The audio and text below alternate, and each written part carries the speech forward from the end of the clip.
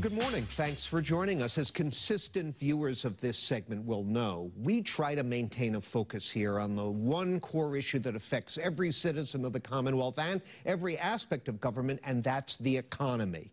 And toward that end, we're welcoming our guest this morning, the new CEO of the Massachusetts Competitive Partnership, Jay Ash. New to that job after years of serving as Secretary of Housing and Economic Development in the Baker administration, and before that, City Manager of Chelsea, and before that, Jay, your most important job, Captain of the Chelsea basketball team, right? That was a tough job. Did you guys make the tournament? We did.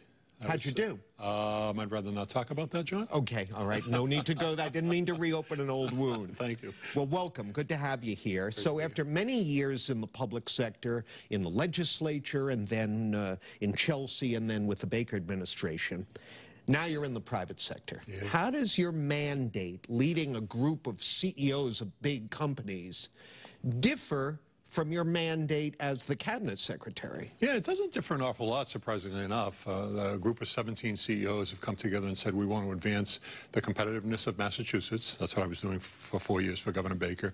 And we want to promote good public policy around jobs and growth. And that's what I've been doing. The major difference is, John, I now have a little bit more time to follow ideas down holes and see where they take me. But in general, I've gone from working for two great leaders, and I said that Governor Baker and Lieutenant Governor Polito, and now I'm working for 17, all interested in the Massachusetts economy. Well, a lot of times when we hear businesses and business groups talk about competitiveness, it's a lead-in to talk about taxes.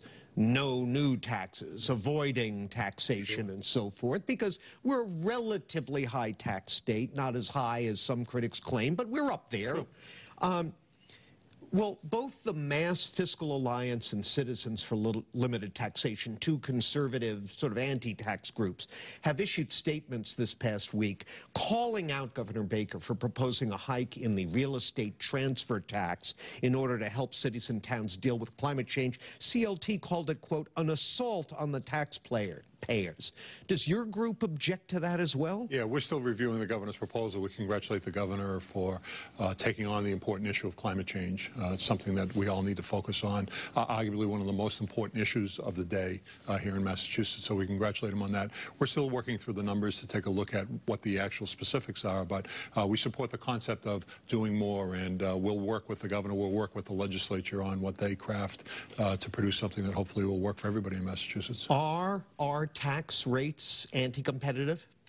We are a high-cost state, so I think your lead-in is correct that depending on who you talk to, we're in different places relative to tax burden. I like to say that we're about in the middle when it comes to tax burden, but we're a high-cost state when it comes to housing, we're a high-cost state when it comes to energy, we're a high-cost state when it comes to overall quality of life that we have here. So we need to have a check on that. There's the good things you want to do, and then there's the things that make it more difficult to be competitive. We need to balance those two. Do you believe recession is coming? So I think of recession the way that I think of the talk of the recession the way that I think of the talk of the New England Patriots. Many pundits have talked over the years that the end of the dynasty was happening, but what I learned on the streets of Chelsea, John, growing up, is that you never bet against a streak. And we're 2 quarters away from the largest economic expansion that we've ever had here in the United States. And the fundamentals about our economy are still strong. Now, there are things that we don't control, like what's happening globally, that we should keep an eye on. But I would say overall, there's still reason to believe that this remarkable expansion that we've had still has time to run. Really? Because we don't exactly have Brady and Belichick running the show in D.C.